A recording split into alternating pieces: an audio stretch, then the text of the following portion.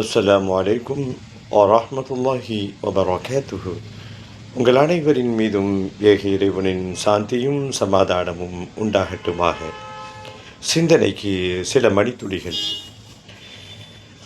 மனிதர்கள் தங்களுடைய எதிர்காலத்திற்கு நிறைய அவர்களுடைய சக்திக்கு தகுந்த மாதிரி சேமிக்கிறார்கள்.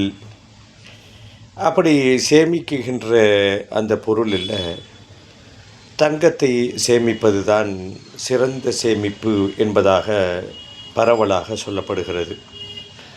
தங்கத்தினுடைய விலை என்ன, அது எந்த அளவுக்கு ஏர்முகத்தில் இருக்கிறது என்பதெல்லாம் நமக்கு சொல்லி தெரிய வேண்டிய அவசியமில்லை, குறிப்பாக தாய்மார்களுக்கு. அப்போது சிறந்த சேமிப்பு தங்கம் என்று நாம் சொல்கிறோம். அதற்காக வேண்டி நிறைய முதலீடுகள் செய்யப்படுகிறது. குர்ஆனிலே ஒரு வசனம் இறங்குகிறது. அந்த வசனத்தை இறங்கியவுடன் ஒரு ஹாட் டாப்பிக்காக அந்த வசனம் சஹாபாக்களுக்கு மத்தியிலே பேசப்படுகிறது. அந்த வசனம் என்ன சொல்லுகிறது?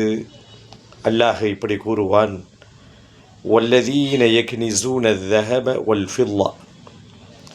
யார் தங்கத்தையும் தங்கங்களையும் வெள்ளியையும் சேமித்து வைத்து அப்படியே பொக்கிஷமாக பாதுகாத்து வைக்கிறார்கள், அதை பார்த்து அழகு பார்க்கிறார்கள்.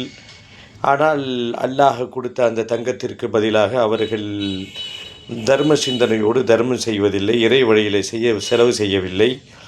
அவனாக வைத்து கொண்டு அதை அனுபவித்து கொண்டு இருக்கிறான். இந்த வசனத்தினுடைய பொருள் இப்படித்தான் விளங்க வேண்டும்.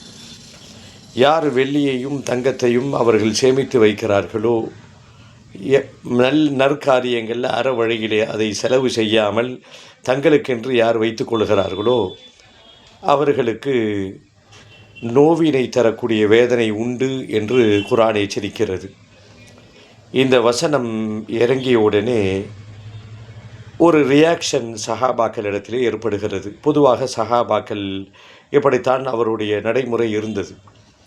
அது என்ன ரியாக்ஷன் ஏற்பட்டது, இந்த தங்கத்தை பற்றி அவர்கள் என்ன கேட்டார்கள் என்பதை அடுத்த பதிவிலே இன்ஷா அல்லாஹ் பார்ப்போம். தொடர்ந்து பயணிப்போம், பேசுவோம் இன்ஷா அல்லாஹ்.